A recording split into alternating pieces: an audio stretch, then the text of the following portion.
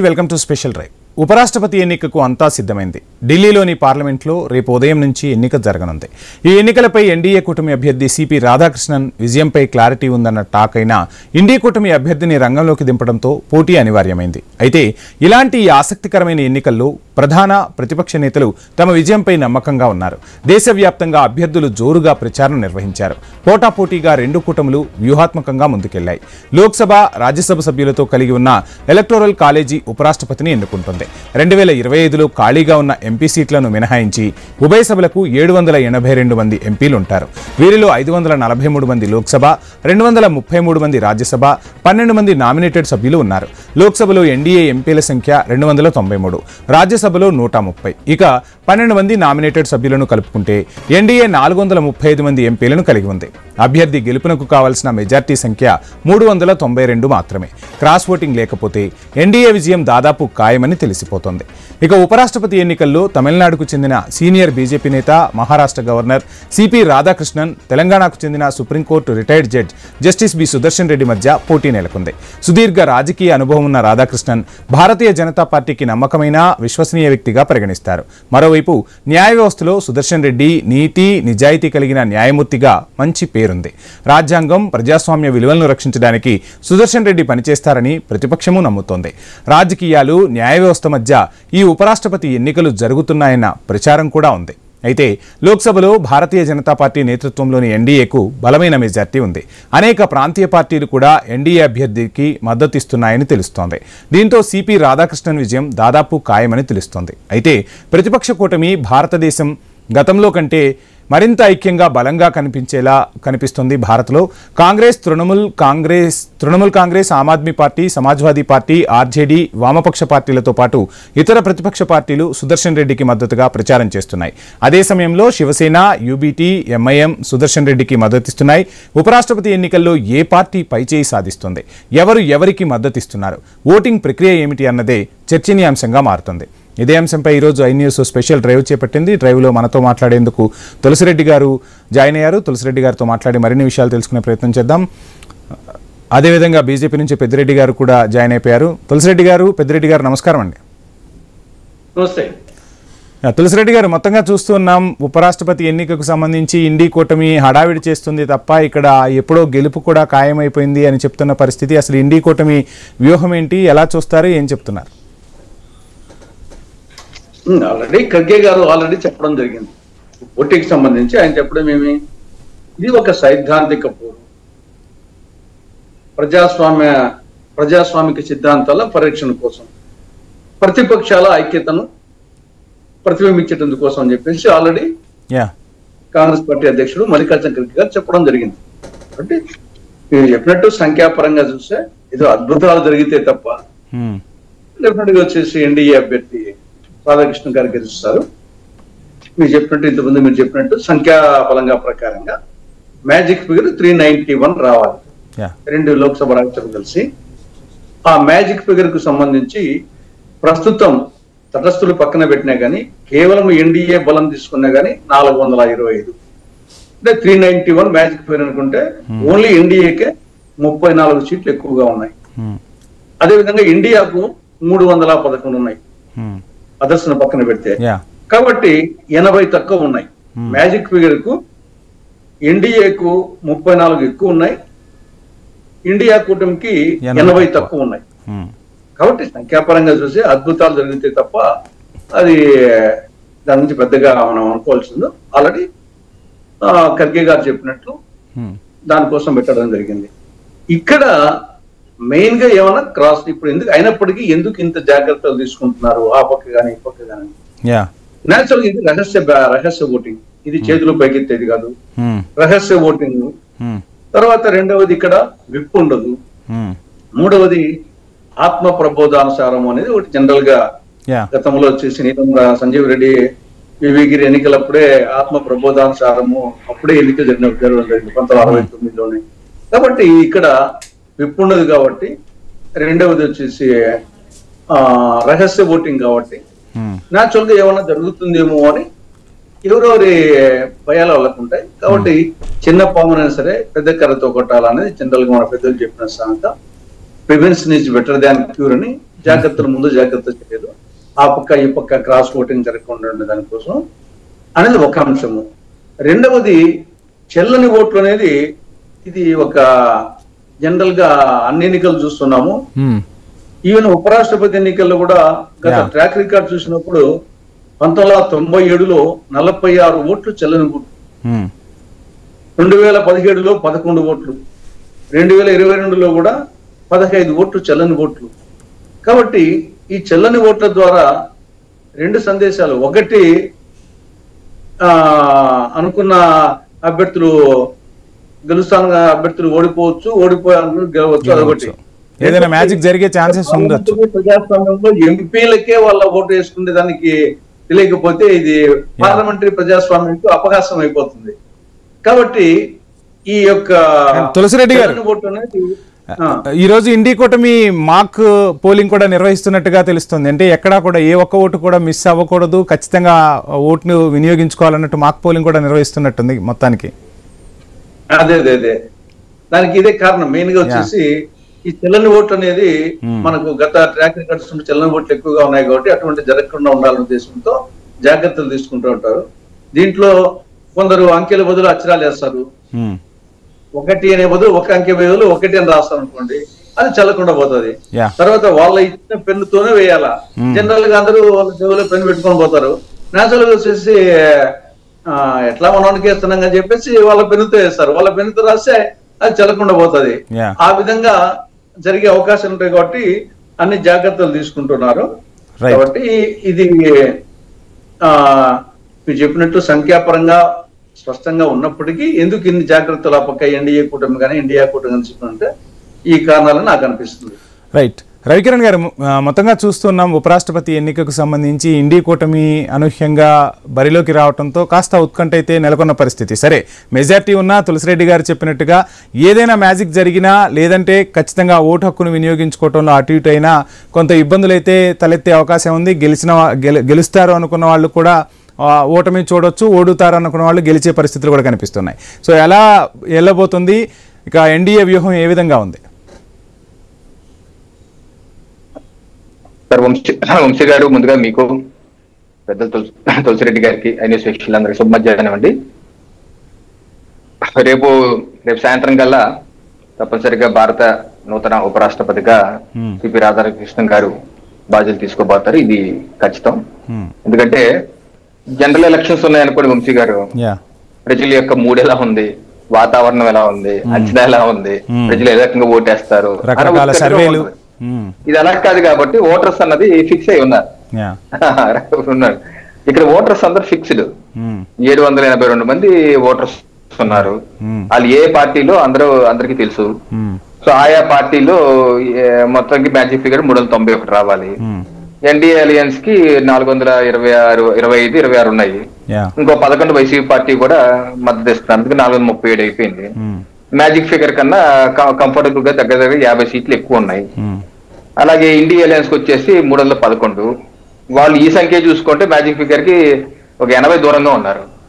So ఎక్కడ పోటీ ఎక్కడా లేదు. దీనికన్నా గౌరవప్రదంగా వాకఓవర్ ఇచ్చేసి ఉంటే ఎన్డీఏ అలయన్స్ బాగుండేది. బట్ స్టిల్ ప్రజాస్వామ్యంలో పోటీ అన్నది ఉంటది కాబట్టి, ఎవరి పోటీ అన్నది ప్రజాస్వామ్యంలో భాగం కాబట్టి వాళ్ళు పెట్టరు క్యాండిడేట్ మేము ఎప్పుడు అనుకోలేదు. ఎందుకంటే రాహుల్ గాంధీ గారు ఫస్ట్ నుంచి అంటున్నారు మేము పెడతామని చెప్పేసి. సో ఆ రకంగా వాళ్ళు క్యాండిడేట్ అయితే పెట్టారు. దాని తగ్గట్టు మా ఎన్డీఏ కూటమి భాగస్వామి ఎంపీలందరూ 2 రోజుల పాటు శిక్షణా తరగతులు నిర్వహించుకుంటాం, పోలింగ్ ఎలా అయ్యేటో ట్రైనింగ్ ఇచ్చుకుంటాం. ప్రధానమంత్రి నరేంద్ర మోడీ గారు, అందరి పార్టీ అధినేతలు, అందరు ఫ్లోర్ లీడర్లు అందరూ నిన్న ఈ రోజు ఢిల్లీలో ఉన్నారు. మాకు పోలింగ్ చేస్తున్నారు. రేపటికి సన్నద్ధ అవుతున్నారు. ఎందుకంటే ఇది ప్రిఫరెన్షియల్ ఓటింగ్. ఏదో క్యాండిడేట్ పక్కన బటన్ ఉంటే నొక్కేయటం కాదు. 1, 2, 3, 4 అంకెలు వేయాలి. ఆ అంకెలు వేయటంలో పొరపాట్లు చేస్తే ఇన్వాలిడ్ అయిపోతుంటాయి. అందుకని అటువంటి పొరపాట్లు జరగకుండా, ఎందుకంటే ఫస్ట్ టైం ఎంపీలు ఉంటారు చాలా మంది. ఫస్ట్ టైం ఎంపీలు ఉంటారు, ఫస్ట్ టైం లోక్సభ కానీ రాజ్యసభ కానీ ఉంటారు, లేకపోతే పెద్దవారు ఉంటారు, మర్చిపోయి ఉంటారు, ఎలా ఓటేయాలో మర్చిపోయి ఉంటారు. కొంతమంది కేర్లెస్ గా తెలుసులే అనుకుని కూడా పొరపాటు చేసే వాళ్ళు ఉంటారు. సో ఇటువంటి కాకుండా శిక్షణ తరగతి ఇచ్చి సమాయత్తం అవుతున్నాం. అయితే ఇంట్రెస్టింగ్ గా ఇండి అలయన్స్ లో మాత్రం ఐక్యత కోసం అని వాళ్ళు చెబుతున్న ఐక్యత ఎంతవరకు ఉందో, ఎందుకంటే వారికి ఉన్నటువంటి ఫిగర్ 311, వీరి కాక తటస్థంగా ఉన్న వాళ్ళు ఇప్పుడు వైసీపీ ఏమో ఎన్డీఏ సపోర్ట్ చేస్తుంది, బీఆర్ఎస్ బీజేడీ ఏమో ఓటింగ్ కి అబ్స్టైన్ అవుతాం, దూరంగా ఉంటాం అంటున్నారు. ఎంఐఎం ఏమో కాంగ్రెస్ ఇండియా అలయన్స్ కి కాంగ్రెస్ కి సపోర్ట్ చేస్తున్నారు. ఇండియా అలయన్స్ లో ఏదైతే భాగస్వామ్య పక్షం ఆల్రెడీ ఉన్నారో వాళ్ళ మధ్య ఎంతవరకు ఐక్యత ఉన్నది అన్నది కూడా మొన్న ఇటీవల బీహార్ లో జరిగిన యాత్రలో కూడా మనకు కొంత కనపడింది. అలాగే ఇప్పుడు ఉన్నటువంటి వారి అభ్యర్థి సుదర్శన్ రెడ్డి రవికిరణ్ గారు ఇప్పటి వరకు అన్ని రవికిరణ్ గారు ప్రకటించలేదు. ఉదాహరణకి రవికిరణ్ గారు, అంటే ఇండి కూటమి ఇప్పుడు ఈ ఉపరాష్ట్రపతి ఎన్నికల్లో అసలు తనకి ఎంతమంది మద్దతుగా నిలుస్తున్నారు అనేది చెక్ చేసుకుంటుంది అని అంటారా? అది ఇప్పుడు మనకి ఇప్పుడు వరకు కనపడిందండి. ఇండియా అలయన్స్ లో పెద్దగా పురుగుతుడుగా ఉన్నటువంటి శరద్ పవార్ గారు ఇప్పుడు వరకు ఓపెన్ గా స్టేట్మెంట్ ఇవ్వలేదు, నేను మా పార్టీ మొత్తం సపోర్ట్ చేస్తాను. అలాగే ఉద్ధవ్ ఠాకరే గారు వారు కూడా ఇప్పుడు వరకు ఈ స్టేట్మెంట్ ఇవ్వలేదు, మేము సుదర్శన్ రెడ్డికి సపోర్ట్. పైపెచ్చి వాళ్ళు ఇచ్చిన స్టేట్మెంట్ ఏంటి, మాకు సిపి రాధాకృష్ణన్ గారు మాకు గవర్నర్ గా చేశారు, చాలా మంచి వ్యక్తి, ఆయనకి స్వాగతిస్తున్నాం అని చెప్పి కూడా ఉద్ధవ్ ఠాకరే గ్రూప్ చెప్పారు. అలాగే ఇంకో నేత కేజ్రీవాల్, అరవింద్ కేజ్రీవాల్ గారు ఆమ్ ఆద్మీ పార్టీ ఎంపీలేమో మీ ఎన్డీఏ కూటమి సభ్యులకి ఎన్డీఏకి సపోర్ట్ చేస్తాం అంటున్నారు. ఇప్పుడు వరకు అరవింద్ కేజ్రీవాల్ ఓపెన్ గా స్టేట్మెంట్ ఇవ్వలేదు, మేము ఇండి కూటమి అభ్యర్థి సుదర్శన్ రెడ్డి గారికి సపోర్ట్ చేస్తాం, ఆయనకి ఓటేస్తాం అని చెప్పి ఇప్పుడు వరకు అరవింద్ కేజ్రీవాల్ స్టేట్మెంట్ ఇవ్వలేదు. అలాగే స్టాలిన్ గారు ఏ రాష్ట్రం నుంచి సిపి రాధాకృష్ణన్ గారు వస్తున్నారు, తమిళ రాష్ట్రం నుంచి, తమిళ ప్రాంతం నుంచి, అక్కడ తమిళ ఆత్మ గౌరవ నినాదం ఎక్కువగా ఉంది. ఎందుకంటే మన ప్రాంతం నుంచి మన సర్వేపల్లి రాధాకృష్ణన్ గారు, సరే ఆయన తెలుగు వారైనా తమిళ్ ఎక్కువ ఓన్ చేసుకుంటారు, ఆయన అయ్యారు. ఆయన తర్వాత పెద్దగా రాష్ట్రపతి అయ్యింది ఈయన మన ఏపీజే అబ్దుల్ కలాం గారు అయినా ఉపరాష్ట్రపతి అవ్వలేదు. అందుకనే ఈ తమిళ అభ్యర్థి తమిళ నుంచి వచ్చారు కాబట్టి అక్కడ ఉన్నటువంటి ఆ రాష్ట్రం నుంచి వచ్చే 50-60 ఓట్లు ఉన్నాయి, లోక్సభ ఓట్లు అలాగే రాజ్యసభ ఓట్లు. దానిలో ఇప్పుడు వరకు అస్పష్టత, వాళ్ళు కన్ఫ్యూజన్ ఉంది. స్టాలిన్ గారు కూడా ఓపెన్ గా స్టేట్మెంట్ ఇవ్వలేదు, ఏదేమైనా మేము ఇండి కూటమి ఇవ్వలేదు. చూస్తుంటే రేపు పోలింగ్ వచ్చేసరికి ఇండియా అలయన్స్ ఎవరు ఎంతమంది సుదర్శన్ రెడ్డి గారికి ఓటేస్తారనేది ప్రశ్నార్థకంగా వాళ్ళే ప్రశ్నిస్తున్నారు. మనం వీటన్నిటికీ ఆన్సర్ తులసిరెడ్డి గారి దగ్గర తీసుకుందాం. 1 minute లో ముగిస్తాను. 1 minute లో నేను ఏంటంటే ఈ రోజు కేరళ రాష్ట్రంలో కాంగ్రెస్ కి కమ్యూనిస్టుల మధ్య చాలా పెద్ద ఫైట్ జరుగుతుంది, ఒకరి మీద అగ్గి మీద గుగ్గులం అవుతున్నారు. ఈ రోజు ఎంతమంది అక్కడ నుంచి ఈ అభ్యర్థి పోటీ చేస్తే అభ్యర్థికి సపోర్ట్ ఇస్తారు, అలాగే రకరకాల రాష్ట్రాల్లో రకరకాలుగా పరిస్థితి. ఇప్పుడు మమతా బెనర్జీ గారు అన్నారు, మమతా బెనర్జీ గారు సపోర్ట్ ఇచ్చారా? ఈ రోజు కాంగ్రెస్ పార్టీ నేతలు వెస్ట్ బెంగాల్ లో మమతా బెనర్జీని ఓట్ చోరు అంటున్నారు, నువ్వు దొంగతనంగా సీఎం అయిపోయి నువ్వు దిగిపో అని చెప్పి అతిరంజన్ చౌదరి గారు లాంటి వాళ్ళు లోక్సభ పక్ష మాజీ నేత అంటున్నారు. ఒక అభద్రతా భావం ఇండి కూటమి సభ్యుల్లో ఉంది. సో నాకు తెలిసి రేపు ఎన్నికలు ఓటు వెళ్ళాక కనీసం 200 ఓట్లు కూడా వాళ్ళకి వస్తాయో నాకైతే డౌట్. రైట్ తులసిరెడ్డి గారు, మొత్తంగా చూస్తున్నాం ఇండి కూటమి ఐక్యత అని చెప్తుంది, కానీ ఐక్యత కాదు, అసలు ఎవరు తనతో పాటు వస్తున్నారో లేదో తెలుసుకోవడం కోసమే ఈ ఎన్నికల్లో పాల్గొంటుంది అని చెప్పి భారతీయ జనతా పార్టీ నుంచి వినిపిస్తున్న కమెంట్ ఎలా చూస్తారు, ఏం చెప్తారు ఆన్సర్? ఆల్రెడీ ముందే చెప్పాను, ఖర్గే గారే చెప్పారు వచ్చేసి ఇది ఒక సైద్ధాంతిక పోరు, ప్రజాస్వామిక సిద్ధాంతాల పరీక్షణ కోసము ప్రతిపక్షాల ఐక్యతను ప్రతిబింబించేందుకు అని చెప్పేసి ఖర్గే గారు చెప్పడం జరిగింది. ఇక్కడ ఎన్డీఏకు అండ్ ఇండియాకు డిఫరెన్స్ ఏమంటే ఎన్డీఏ కూటమిలో ప్రధానమైనది బీజేపీ, మిగతా అంతా ఒక టీడీపీ, నితీష్ కుమార్ తప్ప మిగతా అన్ని చిన్న చిన్నవి. కానీ ఇండియా కూటమిలో కాంగ్రెస్ తో పాటు మిగతా ఎస్పీ కానీ డిఎంకే కానీ మిగతా అవి కూడా వచ్చి దగ్గర పవర్ఫుల్ గా ఉండేది. కాబట్టి ఇది దాని డిఫరెన్స్. ఇక్కడ ప్రధానంగా ఎన్డీఏ అంటే అది బీజేపీ అనుకోవాల్సిందే, దాంట్లో వచ్చేసి మిగతాయన్ని 2 తప్ప మిగతాయన్ని. ఇక్కడ సరే టీడీపీ ఓపెన్ గా చెప్పడం జరిగింది. ఆ విధంగా అనుకుంటే ఇది సీక్రెట్ బ్యాలెట్ కాబట్టి ఎందుకు బీజేపీ 2 రోజులు వచ్చేసి శిక్షణ పెట్టిందంటే అక్కడ బీజేపీలో వచ్చేసి అంతర్గతంగా అసంతృప్తి తారాస్థాయిలో ఉంది. అది ఏ స్థాయి ఎప్పుడు బగ్గున ఉంటుందో ఉంది. ఇప్పుడు మన నితిన్ గడ్కరీ స్టేట్మెంట్ ఇటీవల వచ్చేసి, నితిన్ గడ్కరీ ఒక ప్రధానమైనటువంటి నాయకుడు బీజేపీ పార్టీలో. రేపు నరేంద్ర మోడీ గారు ఏమైనా అయితే కన్నా ఆయన ఒకవేళ తిరిగితే దానికి ఆ పదవికి నంబర్ 1 స్థానంలో ఉండే వ్యక్తి నితిన్ గడ్కరీ. అటువంటి ఆయన ఓపెన్ గా వచ్చేసి ఇటీవల స్టేట్మెంట్ చూస్తున్నాం. కాబట్టి బీజేపీలో all that glitters is not gold అని బీజేపీలో అంతా సవ్యంగా ఉందని ఏం కాదు, ఏమంటే అధికారంలో ఉంది కాబట్టి ఏదో జరిగిపోతుంది. కానీ బీజేపీలో అసంతృప్తి తారాస్థాయిలో ఉంది, నివురుగప్పని నిప్పులా ఉంది. కాబట్టి ఆ భయంతోనే వాళ్ళు కూడా చేస్తున్నారు. కాబట్టి ఈ పక్క వచ్చేసి వేరు పార్టీలు కాబట్టి ఒకే పార్టీలోనే అసంతృప్తి తారాస్థాయినప్పుడు వేరు పార్టీల వాళ్ళు ఉన్నప్పుడు ఇండియా కూటమిలో న్యాచురల్ గా జాగ్రత్తలు తీసుకుంటా ఉంటారు.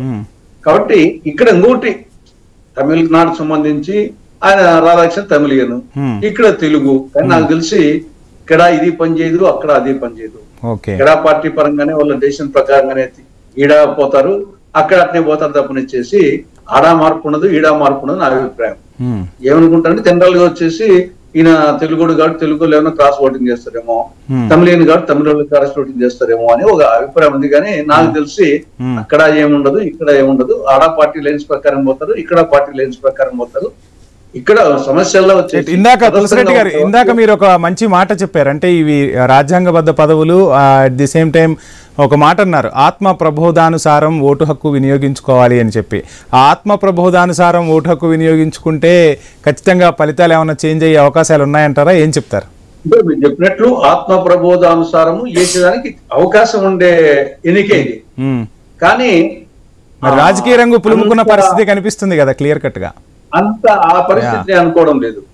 అప్పుడు ఇందిరాగాంధీ గారు వచ్చేసి అప్పుడు ఆ స్థాయిలో ఉండే వ్యక్తి, ఇక్కడ పార్టీ అధిష్టాన వర్గము ఆ స్థాయి ఉండే అటువంటి పరిస్థితి ఇప్పుడు ఏం లేదు కదా. అని మీరు చెప్పినట్టు ఇది రహస్య ఓటింగ్ విప్ ఉండదు కాబట్టి ఆత్మ ప్రబోధానుసారము చేసేదానికి అవకాశం ఉంది.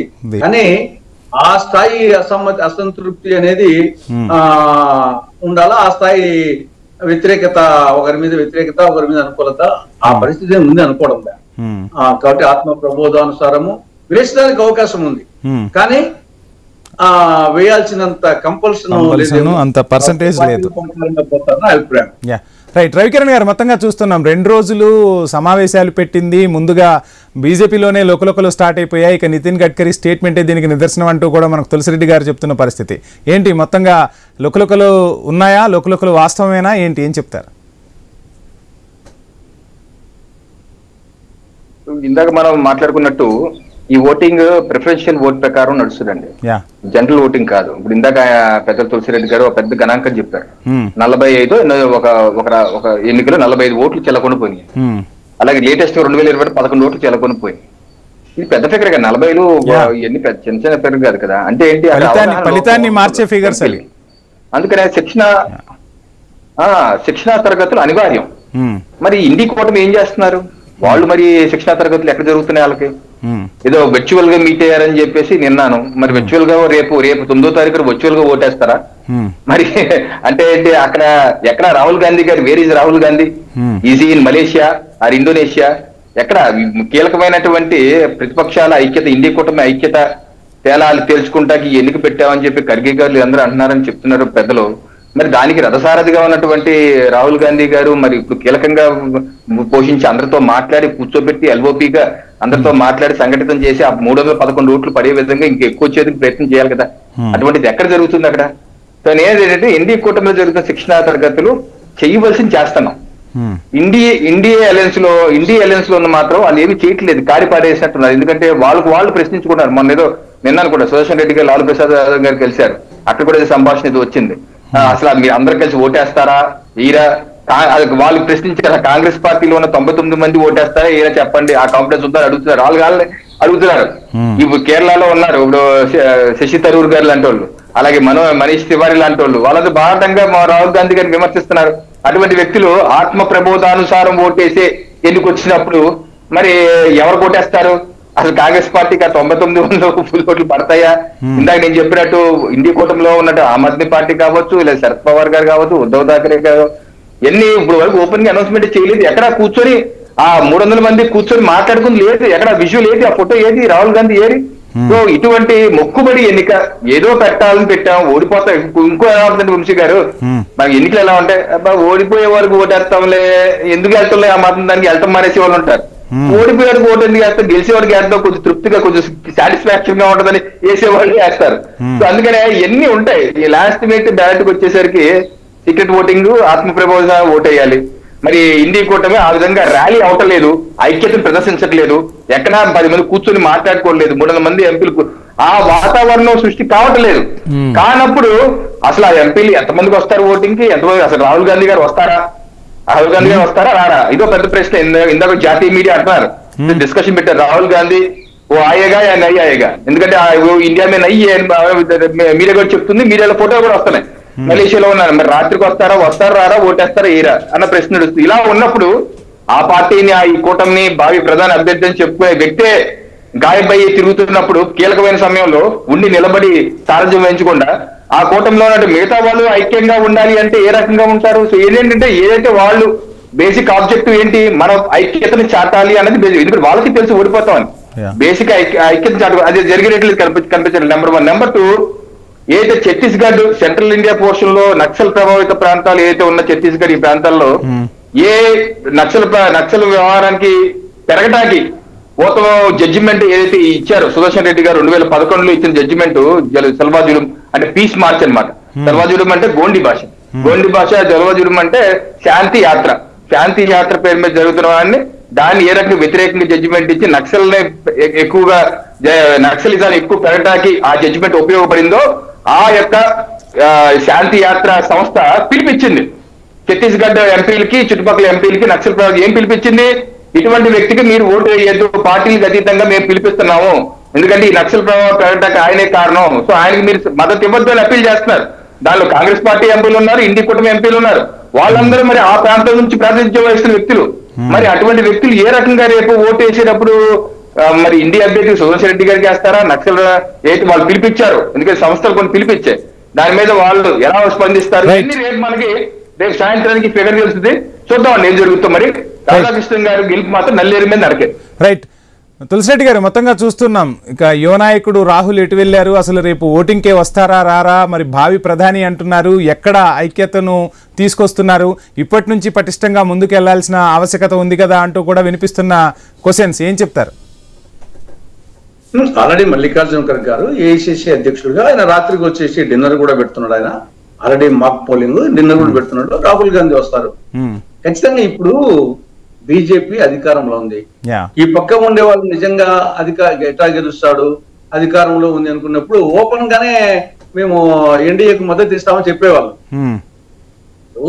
అధికారంలో ఉన్నారు ఎట్లా గెలుస్తారు అనుకున్నప్పుడు ఈ పక్క చీలికి ఏదన్నా ఉంటే ఇండియా కూటమిలో దాన్ని రహస్యంగా వేయాల్సిన అవసరం ఏముంది ఓపెన్ గానే చెప్పేస్తారు అవి సెపరేట్ పార్టీలు అవేమి కాంగ్రెస్ అనుబంధ సంస్థలు ఏం కాదు సెపరేట్ పార్టీలు డెఫినెట్ గా వచ్చేసి రాధాకృష్ణ గారు ఎన్డీఏ క్యాండిడేట్ గెలుస్తా అనుకున్నప్పుడు అధికారం ఉన్నప్పుడు వాళ్ళు నిజంగా లోపల వేయాలనుకున్న వాళ్ళు బయటకే చెప్పేస్తారు కదా కాబట్టి వాళ్ళు చెప్పడం లేదంటేనే వాళ్ళు వచ్చేసి ఇనెక్టివ్ గా ఉన్నట్టు అర్థమవుతుంది ఇక్కడ బీజేపీ ఉన్నాడే లుకలుకలకి పోయినాకంటే అది అధికారంలో ఉంది కాబట్టి భయంతో వచ్చేసి బయట చెప్పొచ్చు లోపల వేసడానికి అవకాశాలు ఈ పక్కనే ఉంటాయి కానీ ఈ పక్క అవకాశాలు లేవు ఈ పక్క అవకాశం ఉంటే ఓపెన్ చెప్పేస్తారు మేము వచ్చేసి ఈ కారణం చేత మేము వచ్చేసి ఎన్డీఏ అభ్యర్థికి వస్తున్నాం అని చెప్పేసి ఓపెన్ గా చెప్పేస్తారు ఎందుకంటే ఈ పక్క భయపడాల్సిన పరిస్థితి ఏం లేదు కదా ఓన్లీ ఐక్యత అనేది తప్పనిచ్చేసి ఆ పక్క అధికారంలో ఉంది గెలుసే అవకాశం ఉంది ఉన్నప్పుడు ఓపెన్ చెప్తారు కదా ఓపెన్ చెప్పలేదంటేనే ఈ పక్క ఇంటాక్ట్ గా ఉంది ఇండియా అనేది అర్థమవుతుంది తులసిరెడ్డి గారు ఫైనల్ గా మీరు చాలా ఎన్నికలు చూసుంటారు ఇవి అంటే రాష్ట్రపతి ఉపరాష్ట్రపతి రాజ్యాంగబద్ధ పదవులకు సంబంధించి పార్టీలకు అతీతంగా దేశంలో ఒక మంచి పేరు లేదంటే దేశానికి సేవ చేసిన వాళ్లను తీసుకొచ్చే సాంప్రదాయం ఉండేది ఇప్పుడు రాను ఖచ్చితంగా అంటే పార్టీలు తమ ముద్ర వేసుకుంటున్నాయి పార్టీ ఎన్నికలుగా కూడా మారిపోయాయంటే అవుననే సమాధానం చెప్పాల్సిన పరిస్థితులు కనిపిస్తున్నాయి ఎలా చూస్తారు మొత్తంగా ప్రపంచంలోనే అతిపెద్ద ప్రజాస్వామ్య దేశం అని చెప్తూ ఉంటాం అవి అన్నీ కూడా ఆ విలువలన్నీ కూడా తగ్గిపోతున్నాయి అని సమాజంలో ఉన్న మేధావుల నుంచి కూడా వినిపిస్తున్న మాట ఏం చెప్తారు ఇది ఒకటి వచ్చేసి ఆ వ్యక్తులు బట్టి ఒకటి ఉంటుంది రెండవది వచ్చేసి ప్రధానమంత్రి పదవిలో ఉన్నటువంటి వ్యక్తి ఆ బలము ప్రధానమంత్రి పదవి యొక్క వ్యక్తిత్వం బట్టి ఆ పార్టీ బలం బట్టి అది ఓన్ బలమా సంకీర్ణం ఉన్నప్పుడు ఒక టైప్ ఉంటుంది సొంతంగా ఉన్నప్పుడు సొంతంగా కూడా పార్టీలు వచ్చేసి మాక్సిమం బుల్డోజింగ్ మెజార్టీ ఉన్నప్పుడు ఒక టైప్ ఉంటుంది కాబట్టి రాష్ట్రపతి పదవి కానీ ఉపరాష్ట్రపతి పదవిలో కానీ ఉన్న యొక్క అభ్యర్థుల వ్యక్తిత్వం బట్టి ఉంటుంది ఈ పక్క బట్టి ఉంటుంది ఓవరాల్ గా సమాజంలో ఉన్నటువంటి యొక్క డైనమిక్ సొసైటీలో రకరకాల మార్పులు ఆ నేపథ్యంలో ఉంటుంది ఇది ఒకే విధంగా స్టాటిక్ గా ఉంటే దానికి ఆస్కారం ఉంటుంది డైనమిక్ సొసైటీలో మార్పులు వస్తుంటాయి మళ్ళా ఒక్కోసారి ఒక్కొక్క సిద్ధాంతము బాగుందనిపిస్తుంది ఒక్కొక్క సిద్ధాంతము గతంలో ఉన్న మంచి సిద్ధాంతమే రాను రాను అది కాలదోషం పట్టింది అనిపిస్తుంది. కాబట్టి ఎప్పటికప్పుడు సొసైటీ బట్టి ఆధారపడింది నా అభిప్రాయం. ఓకే, ఫైనల్గా రవికిరణ్ గారు, మొత్తంగా చూస్తున్నాం ఉపరాష్ట్రపతి ఎన్నికకైతే సమయం ఆసన్నం అయిపోయింది. ఇక మొత్తంగా బీజేపీ ఎన్డీఏ కూటమి నల్లేరు మీద నడకే ఉపరాష్ట్రపతి అభ్యర్థిని గెలిపించుకోబోతున్నామని చెప్తున్న పరిస్థితి. సో మొత్తంగా ఇందాక మనం మాట్లాడుకున్నట్టు, తులసిరెడ్డి గారు చెప్తున్నట్టు కానీ మనం మాట్లాడుకున్నట్టు కానీ, ఒకప్పుడు దేశానికి సేవ చేసిన వాళ్లను, దేశంలో ఒక మంచి పేరు ప్రఖ్యాతులు ఉన్న వాళ్లను ఈ పదవులకు నామినేట్ చేసేవాళ్ళు ఎన్నిక లేకుండానే జరిగిపోయే పరిస్థితులు కనిపించాయి. కానీ రాను రాను రాజకీయ రంగు పులుముకుంటున్న పరిస్థితి ఏం చెప్తారు? అదేం లేదండి, పెద్దలు తులసిరెడ్డి గారు స్టార్టింగ్ లో చెప్పారు కదా, ఇది నీలం సంజీవ్ రెడ్డి గారి విషయంలో ఏ రకంగా కాంగ్రెస్ పార్టీ అనౌన్స్ చేసిన అభ్యర్థినే ఓడించాల్సి వచ్చింది. ఇండిపెండెంట్ అభ్యర్థిని ఓడించారు ఇందిరాగాంధీ గారి నేతృత్వంలో. అంతే కదా సార్ తులసిరెడ్డి గారు? వివేగిరికి ఓటే వస్తే పార్టీ అభ్యర్థి ఓడిపోయాడు. అది వంశీ గారు ఆ రోజుల్లోనే 60వ దశకంలో 1960s లోనే ఈ పని జరిగింది. సో కాంపిటీషన్ లేదు, పోటీ లేదు, రాష్ట్రపతికి ఉపరాష్ట్రపతి ఏకగ్రీవంగా అయ్యేది, ఇవన్నీ ఎప్పుడు అవ్వలేదండి. ఏకగ్రీవంగా పెద్దగా అయ్యింది సందర్భాలు లేదు. ఎప్పుడు పోటీ స్వపక్షంలోనే పోటీ ఉంది. అది విచిత్రం. అది స్వపక్షం క్యాండిడేట్ నే ఓడించారు, అది విచిత్రం. సొంత క్యాండిడేట్ నే ఓడించారు, అది విచిత్రం. అటువంటి విచిత్రాలు ఎన్నో జరిగింది దేశంలో. సో పోటీ అనేది సహజం, ప్రజాస్వామ్యంలో పోటీ ఉండాలి, చేయాలి. ఇది ఒక ప్రక్రియ. ప్రజాస్వామ్య స్ఫూర్తిని కాపాడుకోవాలి. కానీ ఏంటంటే పోటీ జరుగుతుంది అని ప్రజలకు అనిపించాలి. క్యాండిడేట్ ఏదో పాపం లింగ్లీట్ ఒకటి తిరగటం కాదు. క్యాండిడేట్ నామినేషన్ ఏం చేసి నీ దాన్ని చూసుకోవయ్యా అంటే ప్రజలు పాపం బకరాదే దొరికేసే పాపం వీళ్ళకి అనుకుంటారు. ఆ పరిస్థితి తేనవకూడదు. ఏ కూటమైనా సరే క్యాండిడేట్ అనౌన్స్ చేసినప్పుడు అతను పట్టుకొని తీసుకువెళ్లి ఆ క్యాండిడేట్ క్యాంపెయినింగ్ జరిగే విధంగా ఒక వాతావరణం మాహోల్తో క్రియేట్ కన్నా పడిగా ఆ క్రియేట్ చేసే. కాబట్టి ఇప్పుడు ఇండి కూటమి ఆ ప్రయత్నం చేయట్లేదు, వాళ్ళ నాయకుడు అందుబాటులో లేరు, వెంటనే వెళ్ళిపోయాడు అని మలేషియా ఆ కూటమిలో అస్తవ్యస్తంగా ఉంది. సో ఇది ఏదైతే స్ఫూర్తి ఉందో ప్రజాస్వామ్య స్ఫూర్తికి, దాని గురించి అనవసరంగా టైం వేస్ట్ చేస్తున్నారు. వాళ్ళు తెలిసి ఓడిపోతుంది. పెద్దలు తులసిరెడ్డి గారు చెప్పారు, ఓడిపోవడం ఖాయం, అట్లీస్ట్ మేము ఐక్యత కోసం ట్రై చేస్తామని. ఐక్యత కోసం గట్టిగా ట్రై చేస్తే ప్రజలు కూడా ఒకసారి బాగా చేశారని అనుకో. లేకపోతే ఏంటి, టైం వేస్ట్, డబ్బులు వేస్ట్. వాకౌట్ ఇచ్చేసి ఉంటే డబ్బులు టైము వేస్ట్ కాకుండా ఉండే కదా. ఏదో పేరుకేదో నామకే వస్తే పోటీ అని డబ్బులు టైము ఖర్చు పెట్టిస్తే ప్రజలు గట్టిగా పోటీ చేసి అభ్యర్థిని పట్టుకుని తిరిగి ఉంటే ఓకే, ప్రజలకు కూడా మీ ఐక్యంగా ఉన్నారు. సో నేనేంటంటే పోటీ అనేది ప్రజాస్వామ్య స్ఫూర్తికి మంచిదే, పోటీ మంచిది ఉండాలి. కానీ దాన్ని కొంచెం గట్టిగా చేసుంటే బాగుండేది అన్నప్పుడు ఇదే ముందస్తుగానే మా ఎన్డీఏ కుటుంబ అభ్యర్థి అయినటువంటి రాధాకృష్ణ గారికి అభినందనలు, శుభాకాంక్షలు మీ ఛానల్ ద్వారా. రైట్, చర్చలో పాల్గొన్న తులసిరెడ్డి గారికి, రవికిరణ్ గారికి ఐన్యూస్ తరపున ప్రత్యేక అభినందనలు. మొత్తంగా ఉపరాష్ట్రపతి ఎన్నిక జరగబోతుంది. రేపు సాయంత్రానికి భారత ఉపరాష్ట్రపతి ఎవరు అనేది కూడా తేలనుంది. ఇది ఇవాల్టి స్పెషల్ డ్రైవ్. Stay tune.